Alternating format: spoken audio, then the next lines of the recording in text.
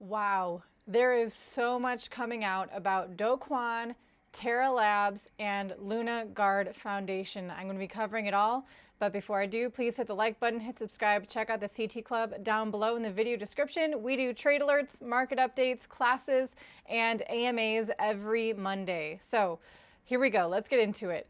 Kwon is the CEO, the founder of Luna and UST, and the epically horrible crash that brought down $60 billion worth of funds in this cryptocurrency space last month.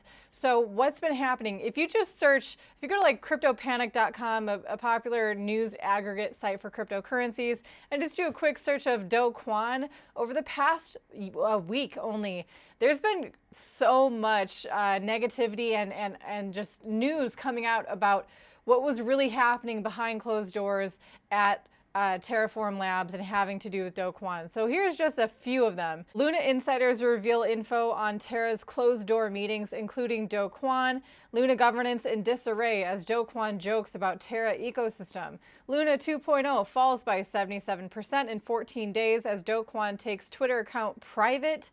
Terraform Labs employee in hot water for stealing company's Bitcoin. Terra's Kwon reportedly rejected an initial 3.6% interest rate on the Anchor protocol. Instead, he went for that 20% to try to, again, incentivize people to use that. And lastly, we have Binance CEO on Terra ecosystem collapse. I have never spoken to Kwon directly about it. So CZ Binance, the guy who's behind the largest cryptocurrency exchange, is trying his best to distance himself from Kwon. Why is he doing this?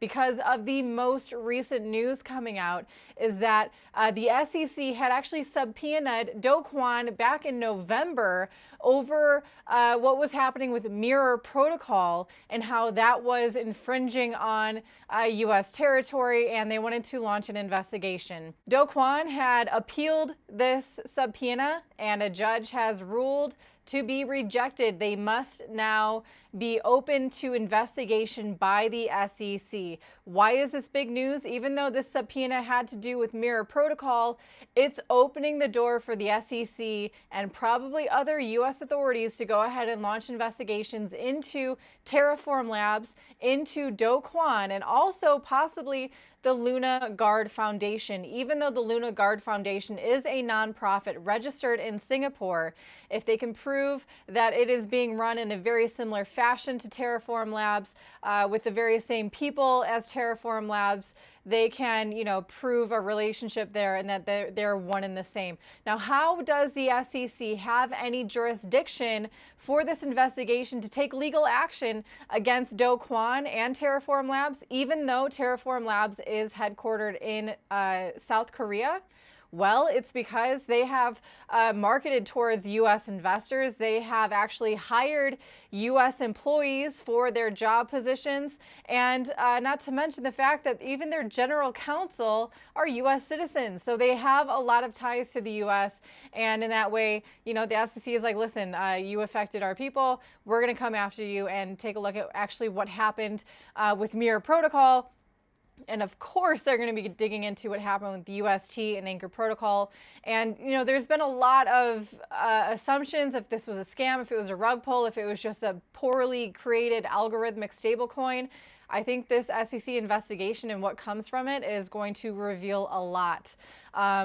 And getting back to why the CEO of Binance was distancing himself from the situation of UST, saying that he never spoke directly to Kwon about the demise of that stablecoin, is because this could bring in lots of class action lawsuits. It could bring in additional legal action from other U.S. authorities, and they could be targeting a lot of different people who are, facilitating this. It could be Binance as well. So I think they're just trying to play it safe and distance themselves.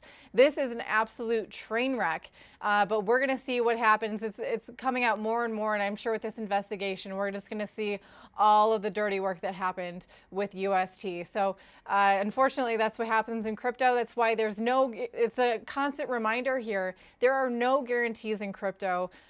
Only invest what you can afford to lose, and that risk is doubly so with anything that is a new platform, that is untested, that is highly marketable, that is launched during a bull run, a lot of these projects will end up being scams. You might be able to get some profit, but always remember the risk is there. That's it for Crypto Tips. My name is Heidi. Please hit the like button, hit subscribe. I'll see you again soon. Bye.